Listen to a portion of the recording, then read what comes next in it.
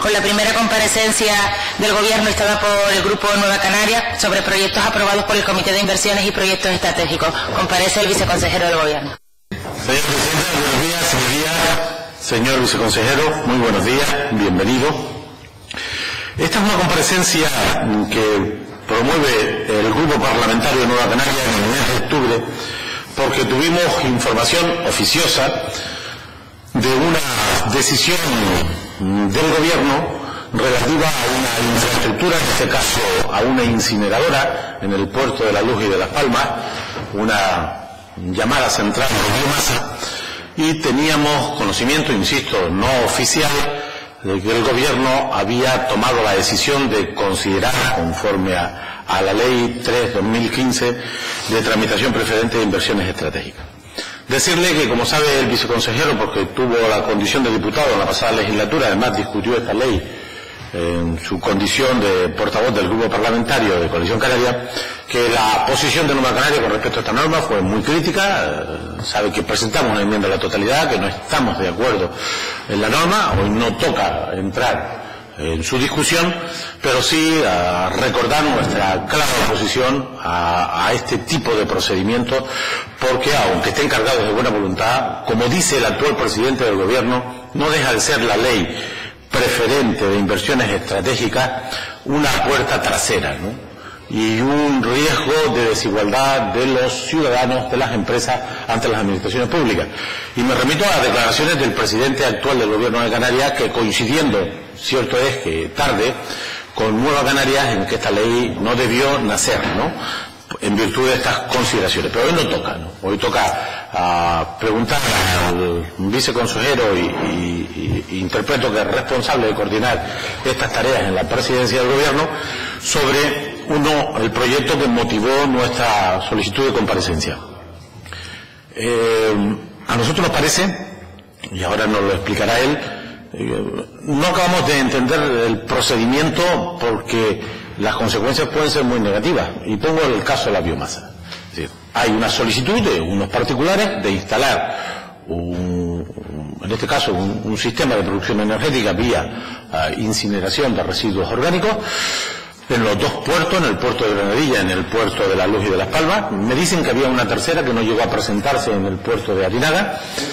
Ese es un proyecto que tiene un impacto económico, que tiene un impacto en el empleo, pero que debe estar adecuada a la legislación vigente, a la normativa territorial, ambiental, debe ser además viable económica y jurídicamente, y además debe tener los informes del Gobierno favorables, ¿no? A mí me sorprende este tema porque, aunque el Comité de Inversiones lo vio en la pasada legislatura, lo aprueba el Gobierno en la presente legislatura y se produce un hecho relevante, y es que hay un informe que no tenemos del Departamento de Sanidad del Gobierno de Canarias cuestionando el impacto que tiene la incineradora sobre la salud de la población de la ciudad de Las Palmas.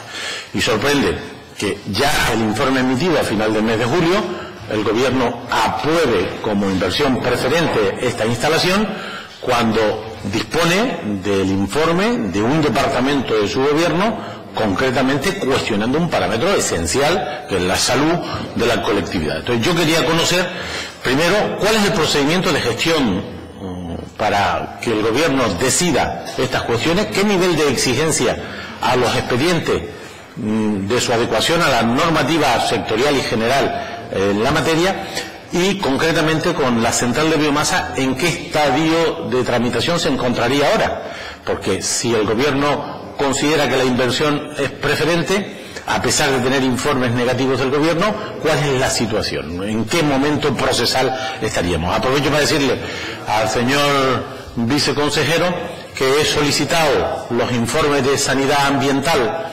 de las dos instalaciones y me han respondido en relación a la de Granadilla diciendo que no hay informe, pero no me han respondido, yo sé que no le corresponde a usted, aprovecho el momento, y no nos han respondido con el informe que sabemos que existe de la central de biomasa del puerto de La Luz de Las Palmas. Sorprende, ¿no? Nos han respondido donde no hay informe y no nos han dado la documentación donde seguro hay un informe, porque es la razón de esta comparecencia. Por lo tanto, hoy nos interesaría, señor viceconsejero, que nos explique el caso concreto de la central de biomasa y que, aprovechando el tiempo transcurrido, que nos diga cuál es el procedimiento de funcionamiento del Comité de Inversiones y cómo toma el Gobierno decisiones y con qué requisitos formales, ¿no? Muchísimas gracias.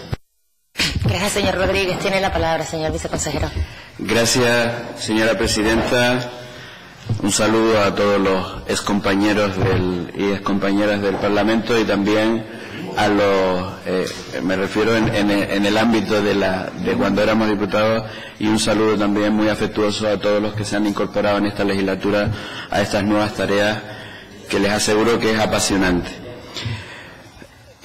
Me hace dos cuestiones concretas el portavoz del Grupo Parlamentario Nueva Canarias y voy a ver si soy capaz de sintetizarla. Los procedimientos están en la ley, no nos salimos de ahí, no hay un procedimiento ajeno al que está previsto en la ley, pero voy a ver si soy capaz de explicar con un procedimiento, y vamos a poner el caso de la biomasa, cómo funciona. Una vez aprobada la ley, un empresario, un promotor, de lo que fuese, considera que quiere acortar los plazos previstos en la ley en su procedimiento. El procedimiento puede ocurrir dos cosas, pueden ser proyectos iniciados que ya estén en curso y que quieran adelantar algún procedimiento, o pueden ser completamente nuevos que inician su procedimiento con la aprobación, en este caso, de la declaración de interés estratégico a los efectos de que se tenga en cuenta en su tramitación el acortamiento de plazos, que es para lo que sirve en este caso la ley. En el caso de la biomasa, igual que en cualquier otro de los proyectos, hay tres tipos de comprobaciones. Una, la propia documentación que remite el promotor. Dos, las consultas que se hacen a las consejerías afectadas o que pueden estar afectadas por esa decisión. Y tres, las corporaciones locales donde se asienta esa inversión. Este es el procedimiento. Con esa información, cuando ha llegado, en algunos casos no se remite, también hay que decirlo, por parte de alguna institución, pero en fin, una vez que se tiene el máximo de información posible con la que tiene el Gobierno por parte de los promotores, se analiza. Se convoca el comité, se invita a las corporaciones afectadas y los miembros que están previstos en la ley que forman parte del comité, y se invita al promotor. Entonces, normalmente está el promotor, el presidente del cabildo, quien delegue esa función, el alcalde o quien delegue esa función. Se escucha al promotor, se le cuestiona las partes de los documentos que él ha presentado, se oye la opinión del ayuntamiento y del cabildo, si están presentes, y con esa información, después el comité delibera. Y una vez deliberado y con la información que se tiene sobre la mesa, toma la decisión de si propone al Consejo de Gobierno qué proyectos podrían estar en condiciones de que se tramitaran. Esto es un poco el funcionamiento. La garantía, precisamente, en lo que se está hablando, precisamente el de la biomasa es quizás uno de los ejemplos. Tenemos otros ejemplos también en los parques eólicos. Es decir, autorizada el acortamiento de los plazos en el caso de la biomasa, empieza su tramitación ante las consejerías competentes y ante las instituciones competentes, ¿no? Es decir, esto no quita absolutamente nada, empieza y se encuentra precisamente con una consejería del Gobierno de Canarias que le dice, oye, muy bien, tú tienes un acortamiento de los plazos, pero tú no cumples determinadas exigencias sanitarias que nos exige la ley, que te exige la ley no de declaración de interés estratégico, la ley que le afecta. Presenta otro informe y hay un nuevo informe de sanidad que sigue diciendo que no cumple, que no ha salvado los obstáculos que se le ha puesto en ese primer informe. Y ahora falta saber si en este caso los promotores continúan adelante con su proyecto porque modifican las propuestas o hacen caso de las exigencias que le ha hecho Sanidad. En este caso puede tener las medioambientales, puede tener las urbanísticas, puede tenerlas también en otras consejerías, o desiste de continuar adelante con el proyecto, ¿no? Pero esa es la garantía única que tiene es acortamiento de plazo. Todo lo demás lo tiene que cumplir, ¿no?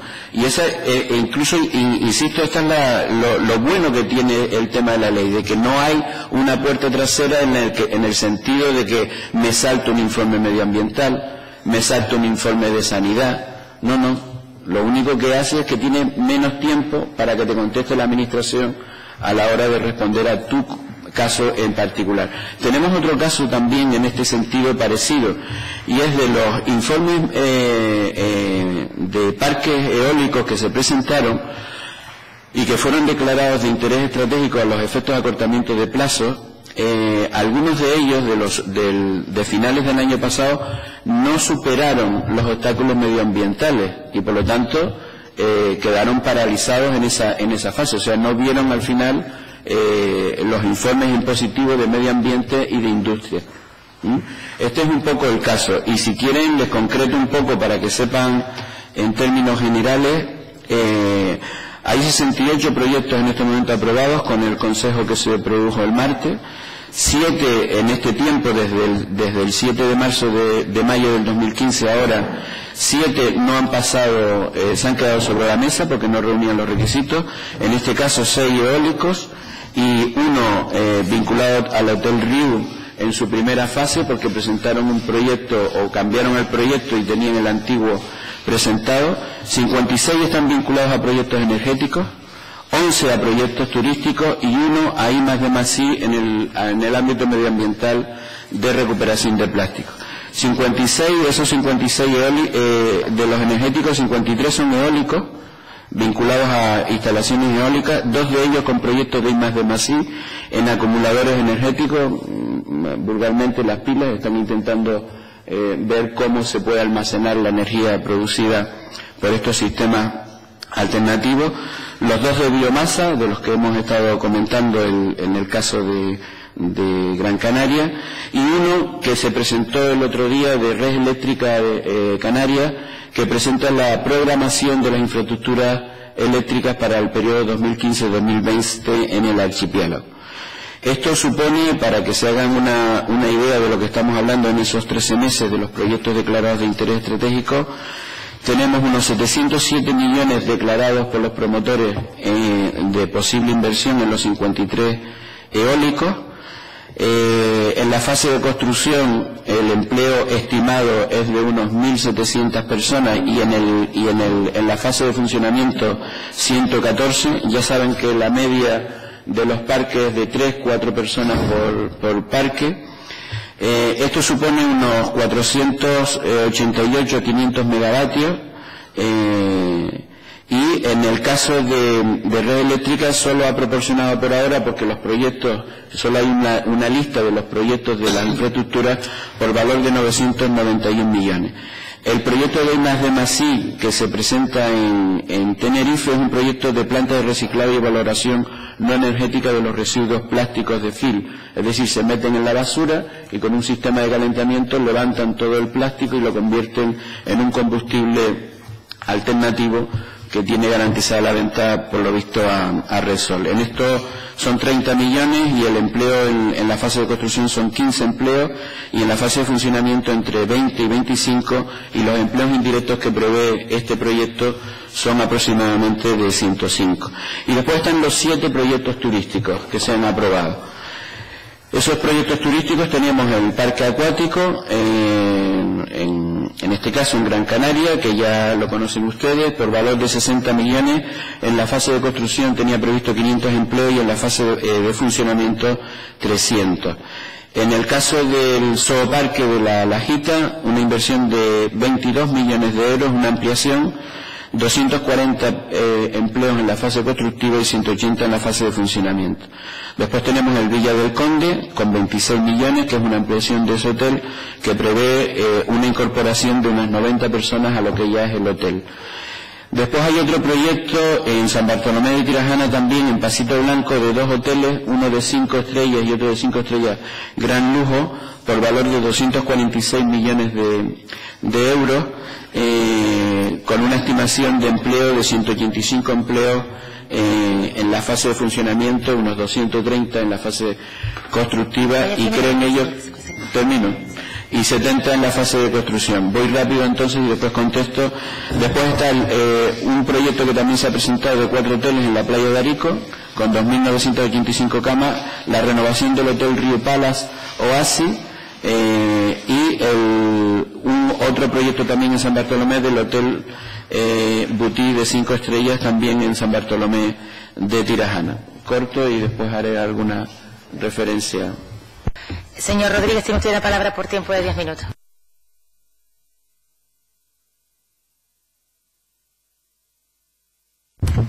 Señora Presidenta, como se ha dado aquí un debate sobre otros asuntos, yo no tengo ningún interés en entrar en él, porque lo que pretendía era información, pero evidentemente no lo voy a eludir. Primero, la ley de inversiones estratégicas la aprueba legítimamente este Parlamento con una propuesta en contra, con una enmienda a la totalidad del Grupo de Nueva Canaria en base a dos argumentos esenciales. Y es que genera desigualdad de los ciudadanos, de las empresas, ante la ley. Y no lo decíamos nosotros solos, lo decían también órganos tan respetables como el Consejo Consultivo. Además, sosteníamos y sostenemos que esta discrecionalidad no es buena en un Estado de Derecho. Y el presidente del Gobierno actual ha declarado, tengo el literal, yo fui bastante crítico con el tema del Comité de Inversiones porque entiendo que la Administración lo que tiene que hacer es facilitar y no buscar puertas traseras para poder acelerar los proyectos. Y añade, y la vamos a derogar, porque ahora vamos a tener una ley maravillosa que va a cortar todos los plazos en todas las circunstancias. El señor presidente del Gobierno actual dice tarde lo que algunos dijimos en el momento procesal oportuno, que era cuando se tramitaba la ley.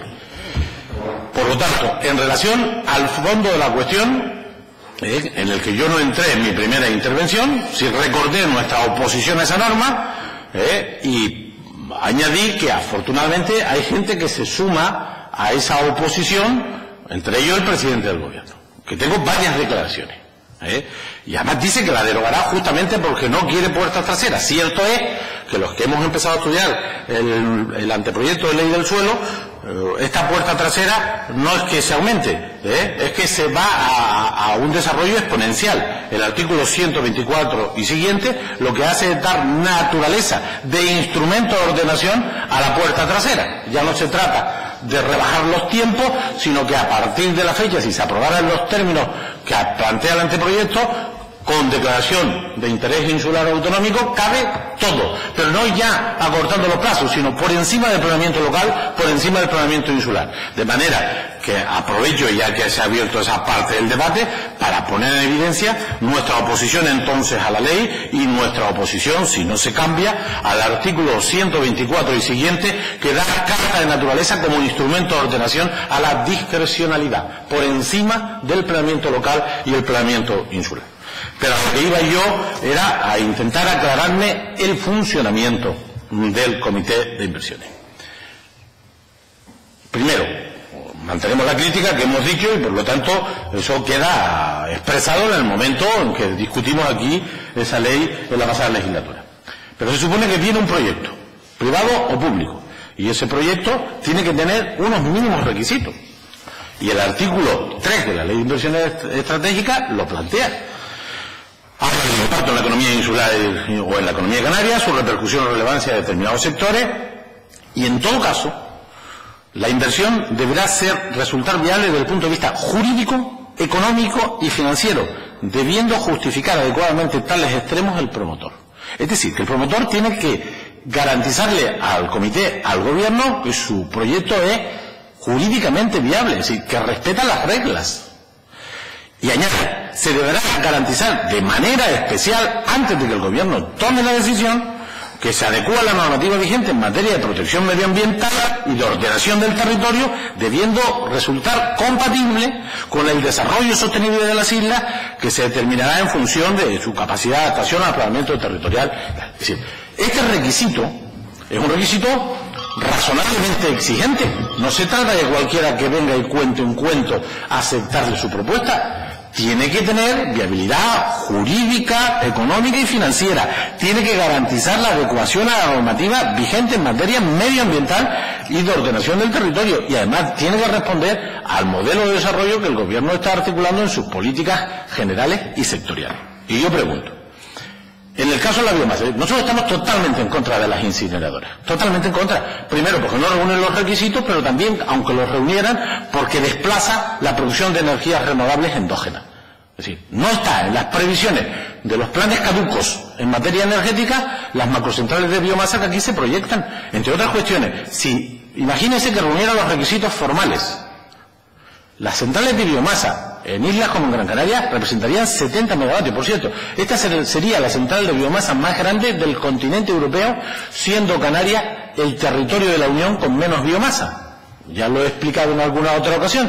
Es realmente un contrasentido que se produzcan en Canarias la quema de residuos de medio mundo, cuando aquí se entiende la biomasa en los ámbitos locales, en el ámbito rural, en fin, y tiene su aplicabilidad a pequeña escala. Pero las mayores centrales de biomasa del continente europeo en un archipiélago que no tiene biomasa es un contrasentido. De manera que esto, en sentido estricto, contradice la política energética del gobierno, que supuestamente apuesta por la incorporación de las energías alternativas autóctonas, para entendernos, que son el sol, el viento y el mar. De manera que la ocupación de la producción energética de 140, de 210 megavatios, porque había 3 potencialmente, es contraria a la política de despliegue de las energías renovables. Pero además se da una circunstancia, dice el señor viceconsejero.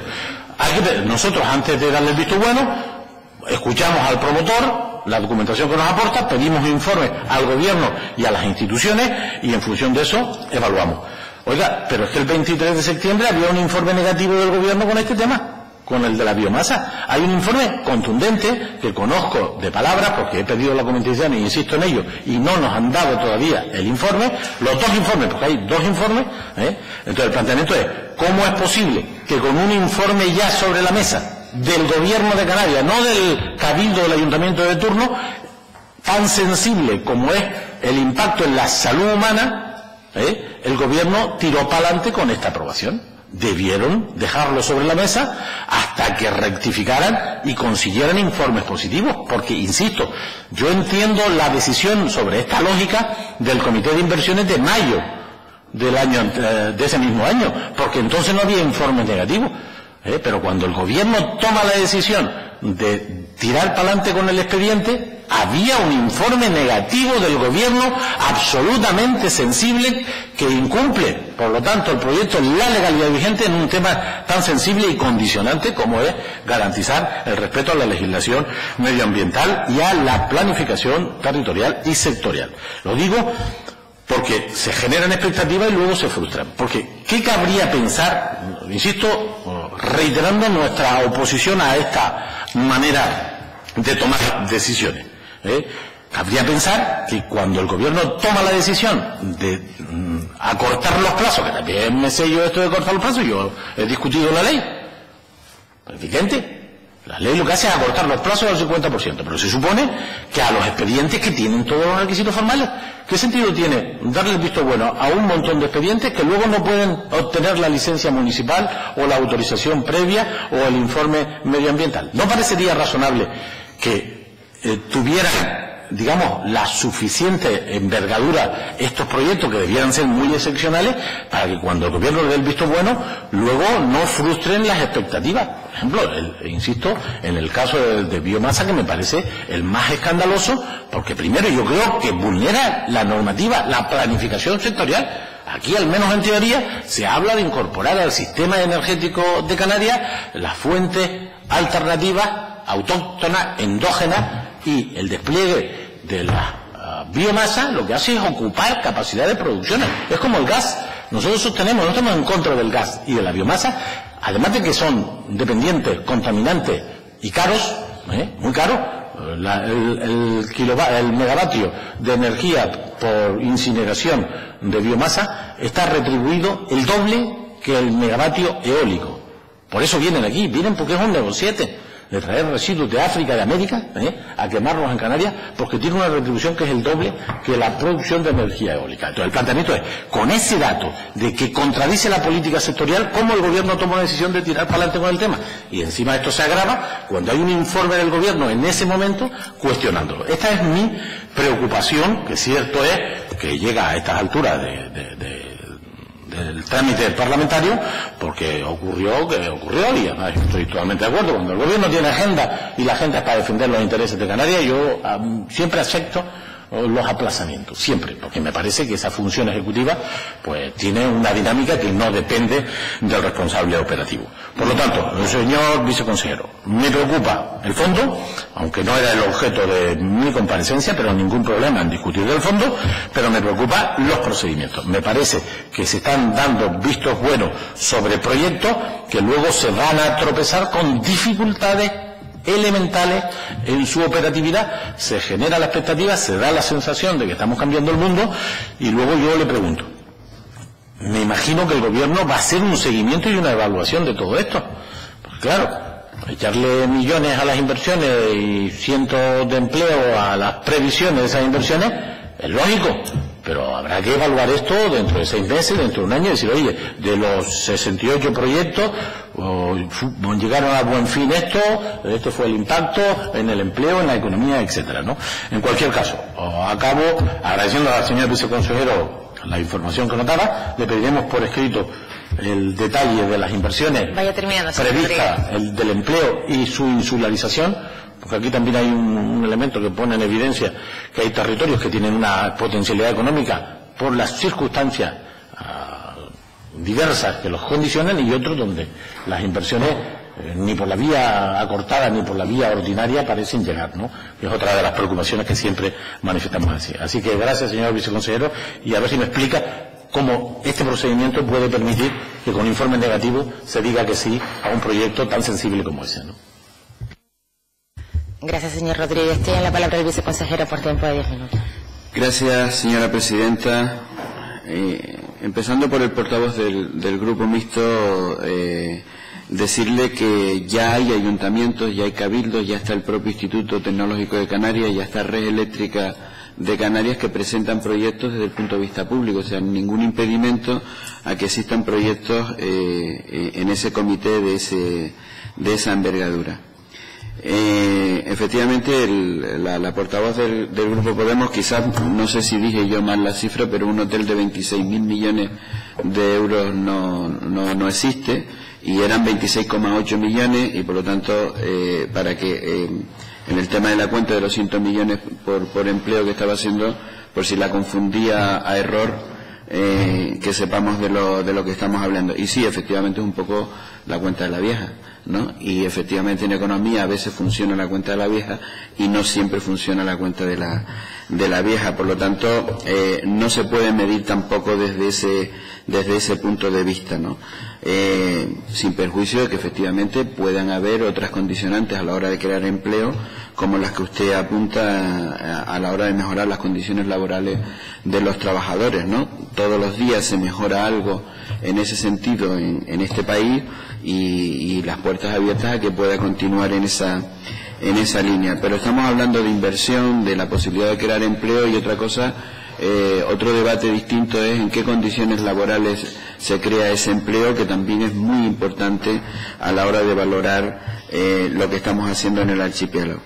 El Partido Popular planteaba su negativa, pero ya sabe el portavoz del Grupo Popular que existen dos elementos que ahora mismo son muchísimo más discrecionales de la ley. La propia, que le permite a la ley local, a las corporaciones locales, de acortar sus plazos simplemente porque lo consideran en el trámite del expediente, sin darle cuenta a nadie, sin contar con nadie.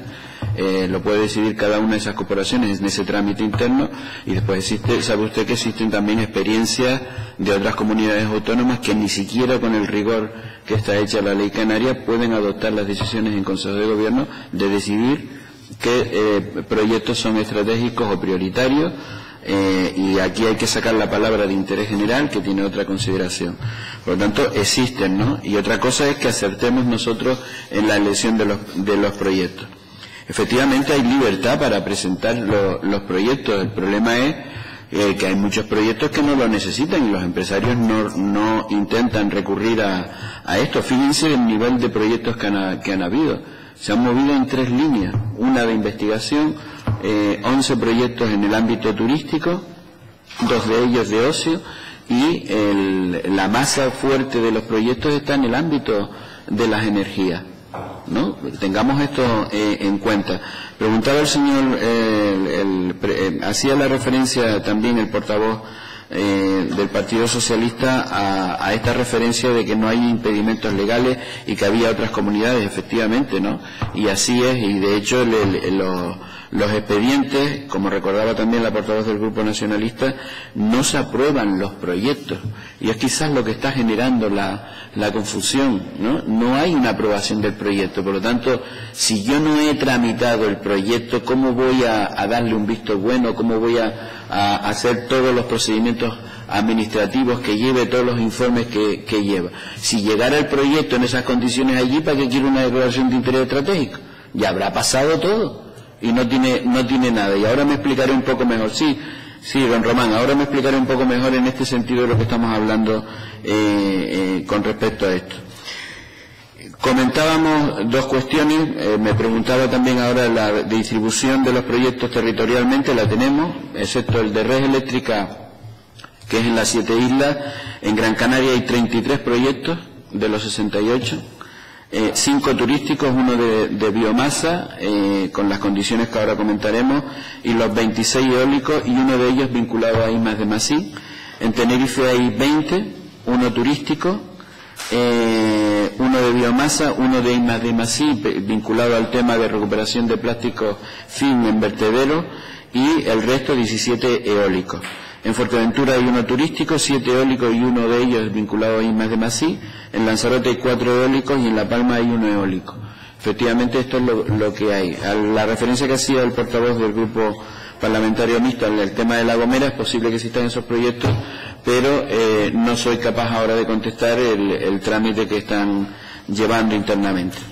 Y volvamos entonces, para concluir, con don Román Rodríguez sobre dos cuestiones. Hay cuestiones que son evidentemente de posición política, es decir, estamos a favor del gas, no estamos a favor del gas, y cada uno puede argumentar mejor la necesidad de que exista el gas o que no exista el gas en Canarias. Y en el tema de la biomasa, en principio los proyectos de biomasa, don Román, sabe usted que no están, en este caso, vilipendiados por parte de los grupos ecologistas. Ni siquiera Grispin plantea un ataque directo a la biomasa. Otra cosa son las envergaduras, el volumen y dónde se quiere plantear la biomasa, y estamos abiertos. Pero en principio no hay una negativa. ¿Se puede el gobierno negar a la iniciativa de un proyecto determinado si cumpliera los requisitos de la ley? Simplemente porque digo no estoy de acuerdo. Para no estar de acuerdo tendríamos que crear y articular una legislación que dijera que está prohibido el uso. Eso sería lo lógico. O que estuviera en algún instrumento de planeamiento que dijera que efectivamente está prohibido el uso, porque si no, sí sería discrecional. Que el gobierno diera, este me gusta y este no me gusta, en base a la ley. Entonces, existe la posibilidad de la biomasa. Y vuelvo a insistir en que no aprobamos los proyectos. Usted me decía, ¿y ustedes no controlan? Vamos a ver, como todo proyecto que se presenta en esta o en cualquier otra institución, hay una presunción de que la persona que está presentando el proyecto cumple, ¿vale? Esa es la presunción. ¿Cuándo empezamos a nosotros a detectar que puede haber algo? Cuando llegan los informes, en el momento en que se está tomando la decisión de la declaración. Le he puesto antes un caso, mire, tenemos varios casos donde hay informes contradictorios, pero también le pongo el caso de algunos hoteles que todavía tienen dificultades desde el punto de vista del planeamiento, o de parques eólicos que tienen dificultades en el planeamiento. Pero resulta que esas corporaciones locales están trabajando paralelamente en planes territoriales o en la modificación de los planes generales que sí permiten determinados usos en el futuro, ¿vale? Y ellos lo que nos piden es, oye, queremos ir al ritmo. Queremos ir al ritmo de que nuestros trámites se vayan haciendo sabiendo que en un momento determinado va a concluir. No se va a poder aprobar ni dar una licencia hasta que no estén esos planeamientos aprobados, esos planes territoriales aprobados, pero ganan tiempo en el trámite. Y en el caso de la biomasa, cuando se presenta el proyecto con apariencia de legalidad y con apariencia de que va a cumplir la legislación medioambiental. Y la garantía, la gran garantía que tiene usted de que efectivamente esto funciona y de que no hay ningún paso puente de saltarse ningún tema medioambiental, es que cuando empieza este señor a hacer sus trámites ante las distintas consejerías y distintos departamentos del gobierno o y de las administraciones locales, con sus documentos específicos, por ejemplo, desde el punto de vista medioambiental, es Sanidad la que he estudiado y por técnico competente emite el informe correspondiente, ¿vale? ¿Eso qué quiere decir? Que tiene posibilidades de corregir. De hecho, la propiedad plantea un nuevo informe intentando salvar los obstáculos que le había puesto, en este caso, Sanidad. Y sigue. Y hay otro informe de Sanidad y dice, oye, no lo ha superado. Y ahora estamos en la siguiente disyuntiva. La empresa puede tomar la decisión y dice, oye, son tan grandes los elementos que me pone para plantear mi negocio, ¿no?, que desisto del negocio. Si no puedo cumplir los requisitos formales de Sanidad que me pone esto y por lo tanto desisto. O no, o se puede plantear, me gasto más dinero y cumplo al 100% los requisitos que me pone, salvo que estuviéramos hablando de legalidad, temas medioambientales y demás. Y fíjense que del expediente todavía no hemos hablado desde el punto de vista urbanístico dentro de la zona del puerto. Es decir, puede haber también, cuando le toque, impedimentos de ese tipo. Y usted me pregunta antes, vamos a ver si somos capaces de explicar el antes y el después, en el antes y el después. Sí, pero vuelvo a insistir que el gobierno no lo aprueba, es decir, el gobierno no aprueba el proyecto, pero es importante, don Román, que distingamos entre una declaración de interés estratégico para cortar los plazos y la aprobación de los proyectos con una serie de condiciones que se comprueban. Y cuando usted me dice eso, dése cuenta que el proyecto, cuando pasa ese momento de declaración de interés, hasta que el gobierno eleva el acta número 17 al Consejo de Gobierno, el gobierno no tenía conocimiento, Señor Barragán, vaya terminando. Sí, de un informe en particular, ni siquiera si ahora, por ejemplo, en este ínterin con algún otro proyecto se está tramitando y resulta que tiene algún informe que puede ser negativo mañana o pasado mañana. No lo sabemos. Por lo tanto, lo que sí es bueno que ambos coincidamos, don Román, es que una cosa es una declaración de interés estratégico para cortar los plazos y otra cosa es los requisitos legales, formales y medioambientales que tiene que tener el proyecto en su tramitación.